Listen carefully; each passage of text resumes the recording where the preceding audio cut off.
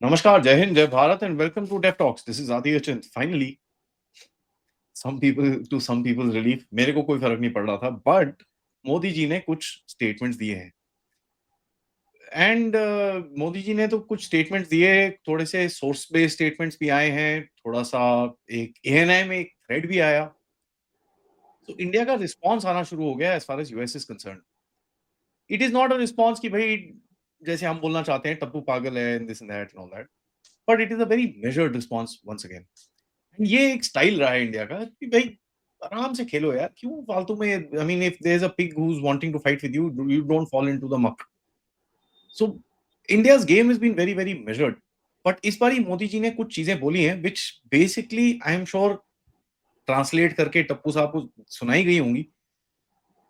So the response has been pretty strong and specially वो dead economy का जो एक कमेंट है उसको मेरे ख्याल से that's not gone down well with India, क्योंकि there are multiple people now showcasing that the strength of Indian economy. सवाल ये है कितना शोकेस हम करेंगे एंड इसका हिटबैक का इम्पैक्ट क्या होगा. बात करते हैं पथिकृत से. नमस्कार भाई, वेलकम टू द शो. नमस्कार नमस्कार. देखिए, मुझे जितना कल के स्पीच, हालांकि मैंने पूरा स्पीच तो नहीं सुना, लेकिन जो जो चीज मैंने सुना है तो उन्होंने कहा है कि इंडिया बहुत जल्दी थर्ड लार्जेस्ट इकोनॉमी बन जाएंगे, और उसमें आई एम प्रिटी कॉन्फिडेंट कि वो बहुत जल्दी होगा. And that is an indication कि आप जिसको, मतलब ट्रम्प जिसको डेड इकोनॉमी बोल रहा है, वो अगर थर्ड लार्जेस्ट इकोनॉमी की तरफ जा रहा है, विच मीन्स कुछ तो है.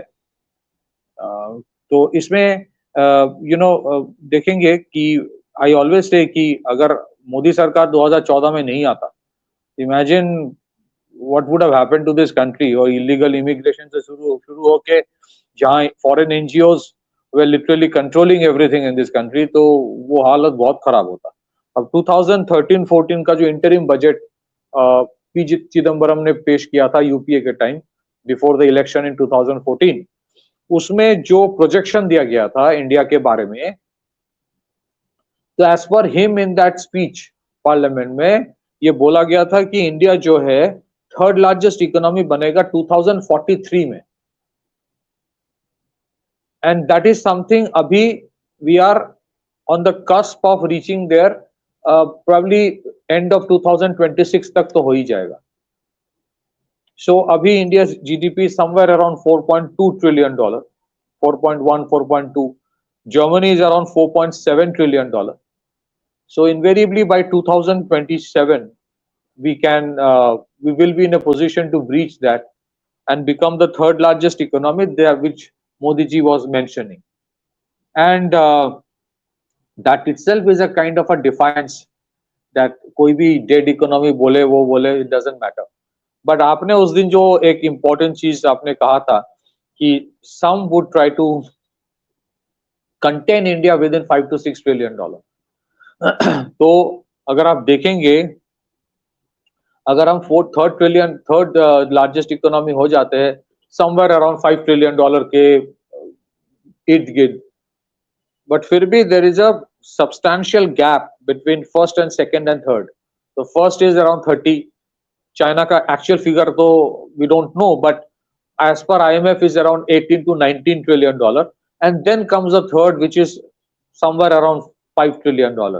Now that gap you have to make lot of effort, which I'm sure government will do, and that is where problems भी आएंगे. So if you look at where we have reached, मैं हमेशा बोलता हूं कि इसके ऊपर भी कुछ लोग आके बोलेंगे कि अरे तुम जीडीपी की बात करो, पर कैपिटा जीडीपी देखो, ये सब है हमारे देश में कुछ नमूने होते हैं. अभी आपके कमेंट बॉक्स में शुरू हो जाएगा per capita GDP, per capita GDP. तो मैं सबको ये कहना चाहता हूं, आपके पर कैपिटा जीडीपी तभी बढ़ेगा जब आपका ग्रॉस जीडीपी बढ़ेगा. बिना ग्रॉस जीडीपी बढ़ा के आपका पर कैपिटा जीडीपी बढ़ नहीं सकता. सेकेंडली, पर कैपिटा अगर परचेसिंग पावर पैरिटी में देखा जाए तो पर कैपिटा जीडीपी इंडिया का अराउंड $12,000 हो गया है, और एक्चुअल जीडीपी मतलब पर कैपिटा पर परचेसिंग पावर पैरिटी में अगर देखा जाए, परचेसिंग पावर पैरिटी में $12,000 हो गया है पर कैपिटा, और उसमें हमारा जीडीपी है around 17 trillion, which is also the third largest. And purchasing power parity जो है होता है वो actually it's far better in terms of a measurement. Nevertheless बहुत कुछ काम अभी बाकी है, बट अगर आप देखेंगे कि 2014 के पहले जो सिचुएशन था, फ्रेजाइल 5 इकोनॉमी था, उस टाइम जो इकोनॉमिक सिचुएशन के साथ सिक्योरिटी सिचुएशन था, उस time Maoism was considered to be the greatest internal security threat, जो मनमोहन सिंह उस टाइम के प्राइम मिनिस्टर थे, उन्होंने कहा था पार्लियामेंट में। उसको जिस तरह से डील किया गया, टुडे माओवाद है but it is in pockets. जो पूरा रेड कॉरिडोर बना के रखा था वो खत्म हो गया almost. So there will be challenges and those who go abroad frequently, उनको पता है कि उसके पहले 2014 के पहले इंडिया के पासपोर्ट का क्या वैल्यू था, आज कैसे people perceive you, that you know. So third largest economy अगर मोदी जी बोल रहा है, it's not just third largest economy, उसके साथ साथ सिक्योरिटी वाला इशू है। आपने मिलिट्री मॉडर्नाइजेशन किया, इंटरनल सिक्योरिटी के काम under home minister Amit Shah ji बहुत कुछ हुआ है। So it's an all over comprehensive, all encompassing एक ग्रोथ हो रहा है। प्रॉब्लम्स अभी भी रहेंगे। कोई गांव में अगर सड़क ठीक नहीं है तो उसके लिए भी कोई मोदी जी को गाली दे, that is a juvenile thing हमारे देश में कुछ लोग करते हैं। But the issue is the country is going in the right direction. That is important. And ये जो देश आगे बढ़ रहा है in the right direction in spite of the problems all around.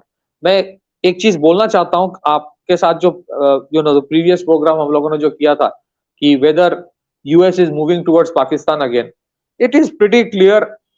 Bangladesh हो, पाकिस्तान हो, there is a presence. It is pretty clear. और दो देशों को कैसे they will be pivoted against us, that is also very clear. So आपके problems होंगे. The maturity that has been shown by the government of India is that problems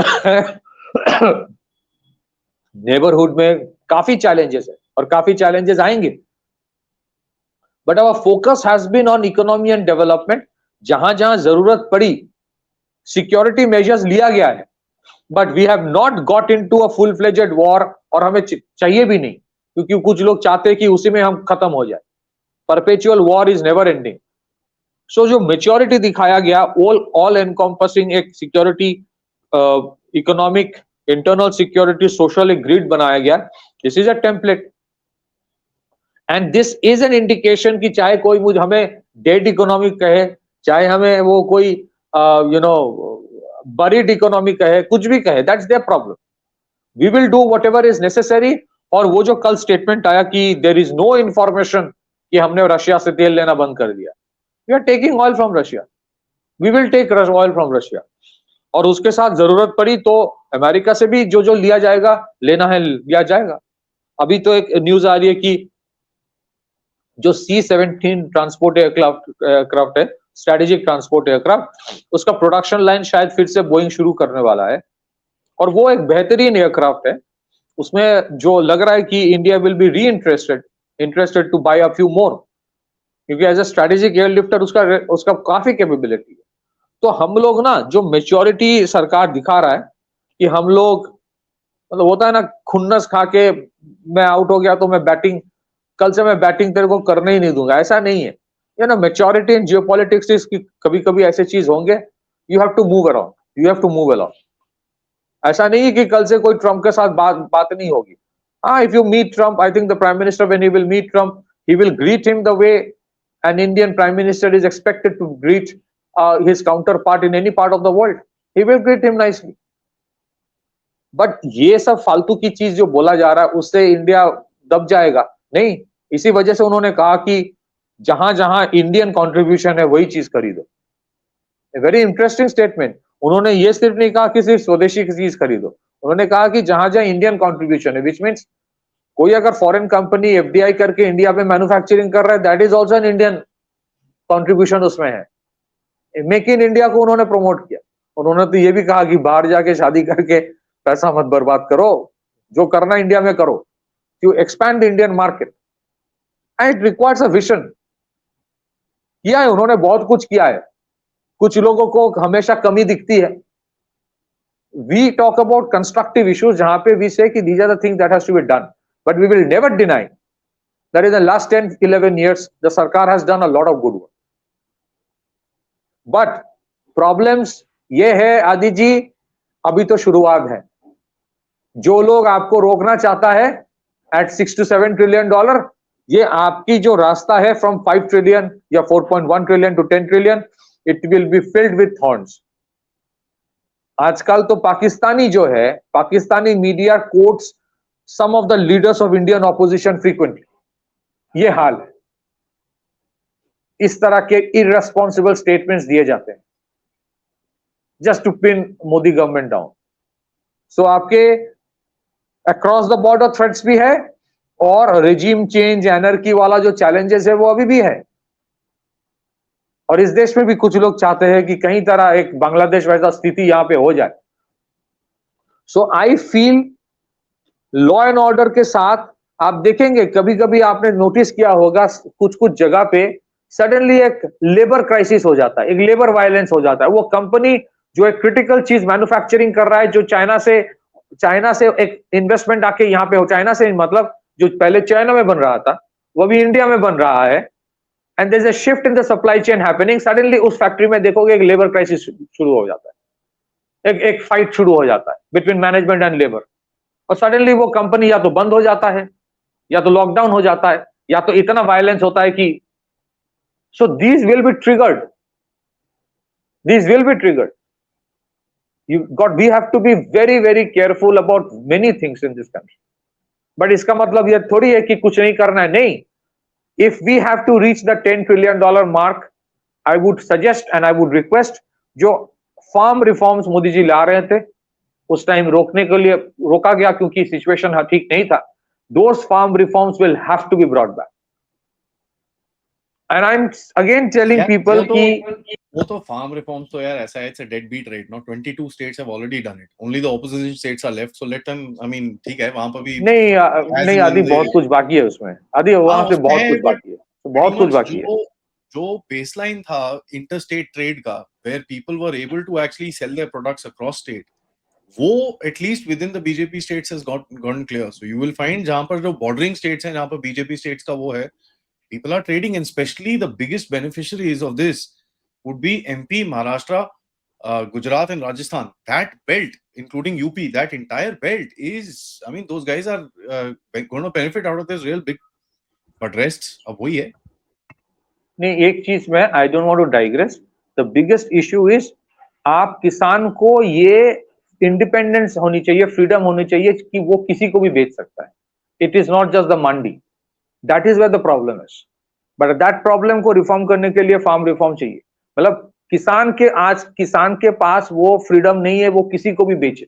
he has to sell it in the APMC market जो middleman control करता है. That is the big problem. आपने जो कहा वो भी सही है, वो इंटर स्टेट में रिलैक्सेशन आ रहा है, that is a good thing. But the core issue is giving freedom to the farmer कि मैं जो किसान है वो खुद जाके कल रिलायंस को बेच सकता है, कोई रिलायंस रिटेल को नहीं कर पाएगा. That the freedom. और स्टेट्स नहीं दे, स्टेट्स में वेस्टेड इंटरेस्ट है, वो चाहते नहीं रिफॉर्म आए. But I am sure government will bring in.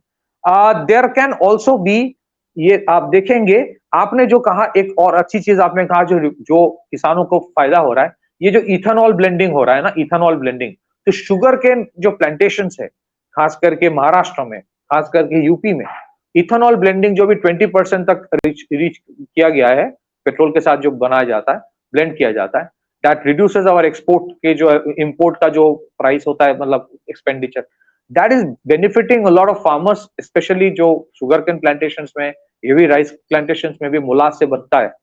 So I think lot of few more reforms will come and we have to look at it in a holistic manner. Banking reforms आएगा, बहुत सारे और भी reforms आएगा. कुछ reforms ऐसे होंगे people may not like initially, but those are very important if you want to see a strong economy eventually, jahan pe aapke next generation will have the same kind of lifestyle as you have noticed probably in Western Europe or US. So things will move forward, but there will be impediments as well, क्योंकि आपके problem सिर्फ economy नहीं है. आपके 40 साल से आपके लिए जो इंटरनल सिक्योरिटी प्रॉब्लम तैयार करके गया है, आपके लिए जो external security problems, you have to deal with everything. I keep on saying, covid के time lot of people forget and lot of people do not acknowledge that India was fighting perhaps the covid virus and the country from which it originated. Both Galwan के time Galwan में crisis हो रहा था और Covid crisis एक साथ आप deal कर रहे थे. It's not easy. तो ये प्रॉब्लम्स फिर से आएंगे. We have to be very very supportive of the government. Back to you. Let's swing back to the what we were discussing, जो हमने hit back अभी करा है, this because the impact of that is going to be very interesting, because कल जो एक media game in लोगों ने खेलने की कोशिश करी कि भाई India stopped buying Russian oil, that was a stupid media game obviously, and I called it out very right there. We were not ready to play it. हमने बोला है तुम जो करते रहो, हम लोग तो जो खरीदना है हम खरीद रहे हैं. There is no such statement, there is no such thing. So that whole thing got rubbished. And but वहां पर तो victory already declare हो गई है कि भैया India stopped already. See now we'll figure it out. This is all a flash, nothing else but a media flash, and they're trying it again. By the way, आज सुबह Rafale के ऊपर फिर से रॉयटर्स में वो एक रिपोर्ट आ गई है जी. ये क्या है? They're just trying to push you to buy क्या आया है रॉयटर का, रफाल का क्या रिपोर्ट आया है? The Chinese systems, they blinded the Rafales and the Sukhois and ये वो. हाँ यार, इतने blind हो गए थे भैंस क्या. उसके बाद अगले 2 दिन Chinese systems were underground, where we basically pointed that right at their backsides and sent our BrahMos inside. That's different, but the first day we were very blinded. That's very important to note. ये देखिए, this is all just political moves to ensure that आपका conversation change किया जाए, आपको divert किया जाए actual discussion में से, जहां पर आज आपने हिटबैक जो करा है ट्रम्प की ये बातों को. डायरेक्टली ट्रम्प का नाम लेके कोई फायदा नहीं है, because he is you don't want to fight a pig, as I said. But Modi ji ने जो इनडायरेक्ट रेफरेंसेस करे हैं पीएमओ की तरफ से, जो ट्वीट्स आए हैं, बड़ा क्लियर है. एंड जयशंकर जी ने एलिजिडली चलते फिरते किसी को बोल दिया कि भाई our economy is run by our government. So it's not an official statement, but I think passing by, he just told somebody. अब वो journalists होते हैं, वो they note this down, and that thing got tweeted out by multiple people कि भाई Jaishankar ji said this and walked off, sort of a thing. So I don't think there is a mood of confrontation, but there is no mood to take shit as well. Yes, and देखिए ये मैं इसीलिए बोल रहा हूँ, पिछले 10 साल में जिस तरह के स्ट्रक्चरल रिफॉर्म्स किया गया है ना, we are no more dependent on foreign direct investment. We are not dependent on external factors for our economy. ये समझना बहुत जरूरी है. हमने we have enough resilience in our economy today. Secondly, इसका मतलब ये थोड़ी कि foreign direct investment जरूरत नहीं है. Foreign direct investment भी आएगा, it will be a win-win situation. हमारे लिए भी बेनिफिशियल है जो आ रहा है. अगर अमेरिकन कोई कंपनी भी इन्वेस्ट करेगा, it is beneficial for them also. Secondly, अगर आप देखेंगे, ये आपने जो अच्छा किया, आपने जो क्रूड ऑयल वाला बोला है, देखिए क्या होता है ना, रिफाइनरीज जो है ना, ये कंट्री स्पेसिफिक होता है. हर एक देश का जो क्रूड होता है वो अलग क्वालिटी का होता है, ग्रेडेशन होता है, how heavy that crude is. So suppose एक पर्टिकुलर रिफाइनरी बनाया गया फॉर रशियन क्रूड, वो कल से ईरान से क्रूड नहीं ले सकता. It has to take it from Russia. तो सिमिलरली ये अचानक ये जो एक हेडलाइन बनाया जाता है, इंडिया ने क्रूड बंद कर दिया. अरे ये सब ना वो अपने आप को, and that is a game the West has always played, कि अच्छा जीत नहीं आ रही है ना, तो एक कहानी बना दो कि Putin is in severe crisis, major political turmoil in Russia. आज 3 साल से पॉलिटिकल टर्मोइल वाला कहानी वेस्ट को सुना रहा है वेस्टर्न मीडिया, कि अभी कल ही ना पुतिन का कोलैप्स हो जाएगा सरकार. And that is how the run. वो अपने आप को खुश होता है, उनके ऑडियंस भी खुश होता है. वैसे ही उनके ऑडियंस को लेना देना कुछ होता नहीं है. अमेरिका में किसी को पता ही नहीं होगा क्या हुआ है. But the thing is that somewhere if you look eight, I kept on saying, the importance of the Indian economy lies in the fact, ये जो 25% टैरिफ है उसमें देखेंगे कंडीशन अप्लाई कितनी जगह पे लिखा है. फार्मा में नॉट एप्लीकेबल, इलेक्ट्रॉनिक्स में नॉट एप्लीकेबल, तो कोई बचा क्या? कारपेट पे. कारपेट जो खरीदेगा वो 100 रुपए का कारपेट 150 रुपए में भी खरीद लेगा, वो एसेंशियल कमोडिटीज में नहीं आता है. So eventually the Americans are, I am sure there are parallel negotiations going on that, listen, we do need each other. India ने कभी ये तो नहीं कहा कि हमें अमेरिका की जरूरत नहीं है. But one thing, you have to deal with the Asian countries with respect. That is something the West must realize. आप एशिया को अभी भी नीचे स्तर पे देखते हो.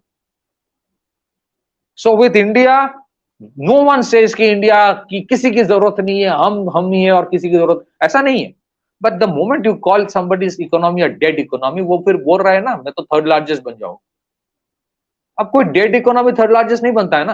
That means, and second, imagine you said India is a dead economy, फिर अगले दिन तुम ही बोल रहे हो अच्छा I heard India has stopped procuring Russian oil. तो फिर इंडिया लेके क्यों सोच रहे हो भाई?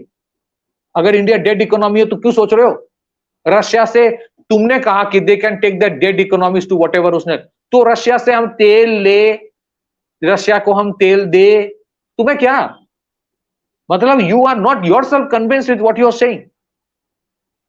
और रशिया से अभी भी रशिया से एटलीस्ट 3 to 4 बिलियन डॉलर का सामान अमेरिका खरीदता है, ये सैंक्शंस के बावजूद। So what is the problem आदि? I am telling you. और ये जो कल का स्टेटमेंट है, no mention of America, no mention of Trump, no mention of any other country. Modi ji ने सिर्फ कहा कि we have to become the third largest economy, और जहां इंडियन कंट्रीब्यूशन है उसी चीज को खरीदो, बस। मतलब I am not giving importance to you. इनका प्रॉब्लम है कि यार हमें इंपॉर्टेंस नहीं दिया जा रहा है। That is the thing and that is how it will be. वो आप देखेंगे पैरेलल नेगोशिएशंस इन लोगों ने शुरू कर दिया है कि ठीक है, that happens from White House time to time, but let's not rock the cart, let's go as it is. क्योंकि उनको भी पता है there are areas of convergence. उनके साथ चाइना का ट्रेड हमसे कई गुना ज्यादा है, बट हमारे साथ जो उनका कन्वर्जेंस ऑफ इंटरेस्ट है वो चाइना के साथ उनका है नहीं। So they have to figure out what they want. We are very clear. हम रशिया से तेल इसलिए नहीं लेते हैं कि we want to decide the outcome of Russia Ukraine war. हम रशिया से तेल इसलिए लेते हैं because it's come a little cheaper, because the supply is secure, और हमारे 150 करोड़ लोगों की एस्पिरेशंस फुलफिल करना है। I have to think about cost. हाँ, जिस दिन दुनिया भर में डॉलर की तरह मैं रुपी छाप के करूंगा, उस दिन मैं सोचूंगा नहीं कहां से ले रहा हूं, but today I have to think. तो ये जो होता है ना कि कोई देश अपना कोड इंटरेस्ट नहीं देखेगा, they will only think about America. ये जो ट्रम्प का परसेप्शन है, that is taking them down, that is taking them down. And I think if you look at the larger context, ये नाराजगी बहुत सारी चीजों के लिए है। So I believe India will not make any statement directly against Trump. जो मुझे लगता है कि पार्लियामेंट में कुछ ऑपोजिशन लीडर्स चाहते थे कि डायरेक्ट 1-to-1 भिड़ जाए, we will not do that. And you would see India would take the same trajectory that China took. I am not a fan of China, कुछ लोग की गलतफहमी है। ट्रैजेक्टरी क्या है? In the next 10 years India would silently keep on consolidating its economy till the time it reaches the $10 trillion mark. उसके पहले you will not see anybody directly taking on anyone. जहां जरूरत है वहां नूर खान हो जाएगा, बट मुंह से कुछ नहीं बोलेंगे।